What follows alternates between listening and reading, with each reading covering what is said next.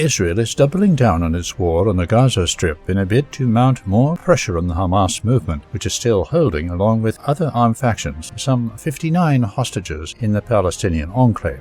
The Israeli Defense Forces renewed its operations in Gaza on March 18th, shattering a ceasefire and prisoner exchange agreement that was brokered by the United States, Egypt, and Qatar last January.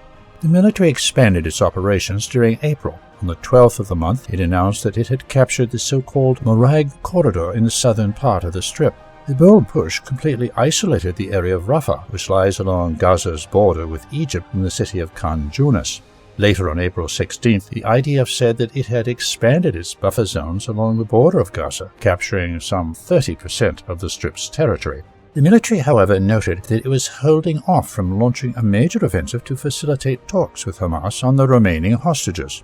Besides the Morag corridor, the buffer zone on the border with Gaza has also been expanded from several hundred meters to around 2 kilometers in most areas. Israeli troops advanced in Gaza City's eastern neighborhoods, Shijaya, Daraj, and Tufa in the northern part of the Strip. Half of the Netzarim corridor, just south of Gaza City, was also recaptured by the IDF up to the Salah ad-Din road.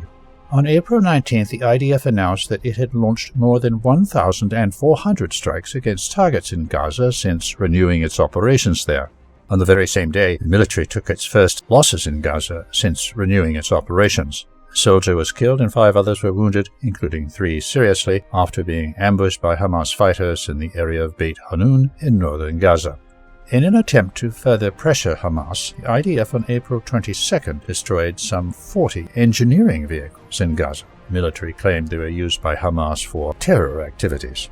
By April 23rd, the death toll from renewed Israeli operations in Gaza had reached more than 1,928, with civilians making up the majority of the victims.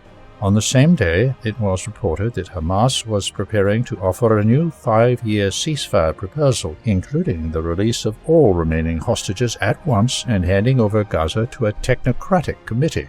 Israel will not likely accept the proposal, as it apparently believes that Hamas rule in Gaza is about to collapse. The IDF may further expand its operations in the Strip in coming days with a major ground offensive in the hopes of dealing a final blow to the group.